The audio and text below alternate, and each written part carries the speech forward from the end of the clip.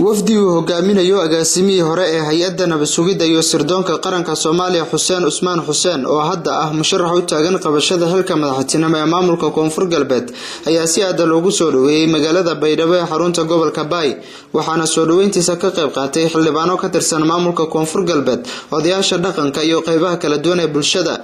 waxaana markii uu soo gaaray garoonka Baydhabo u go'aan qaaday dadweynihii soo dhaweyntiisa ka qayb qaatay oo ay kamid ahaayeen xubno kamid ah musharaxiinta u taagan qabashada xilka Koonfur Galbeed marka laga yimaado soo dhaweynta garoonka diyaaradaha Baydhabo boqolaal shacab ah ayaa taagnaa hareeraha wadooyinka Baydhabo kuwaasi oo u soo baxay soo dhaweynta musharax madaxweyne Koonfur Galbeed Xuseen Usmaan Xuseen oo markii dambe shacabka kula hadlay mid kamid ah hoteelada ku yaala Baydhabo halkaasi oo ugu mahadnaqay soo dhaweyntiisa sidoo kalena waxa uu sheegay inuu qayb ka yahay siyaasiyiinta uu damac kaga jiro in Koonfur Galbeed ay madaxweyne ka noqdaan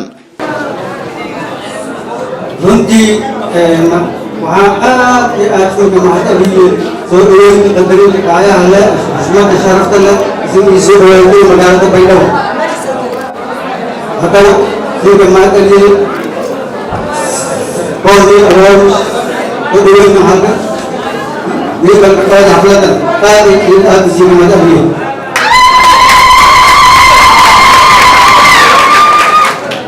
soo dhaweynta oo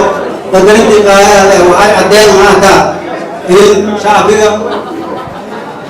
reer Koonfur Galbeed inay diyaar yihiin inay helaan hogaamiye dhab oo laga bedelo karo dhibaatooyinka soo jiitay muddada dheer waxyeelaya ummadda shacbiga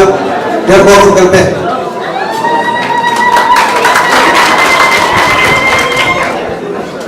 waxaan sii ballanqaaday in ay awood saaran doono sidii la qasamada biyo lahay shacabka iyo dhulka reer Koonfur Galbeed iyo in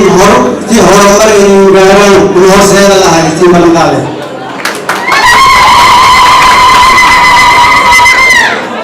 waxaa kaloo rabay maamo meesha nairobi inaan la kulmo ilaa garatada ilmaawdiinka xildhibaanada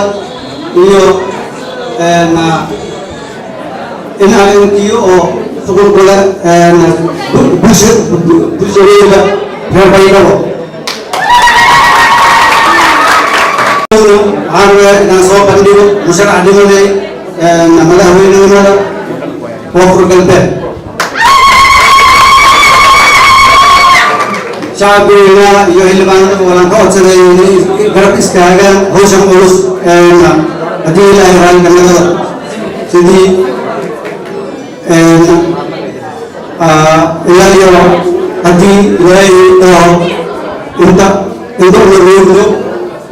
magaalada Baydhabo ee xarunta gobolka Baay ayaa hadda ku jirta marxalad doorasho waxaana Baydhabo maalinba maalinka ka dambeeysa ka babanaya calanka siyaasiga musharaxa ah oo maalinka imaanayo iyadoona shacabku ay yihiin ana shacabka iyo tuma maalinteeda iyadoona xilligan la qiyaasi karin cidda majraha u qaban doonto dadka iyo deegaanada Koonfur Galbeed Cabdinaasir Musharraf telefishanka iyo raadiyaha dawladda Puntland magaalada Baydhabo.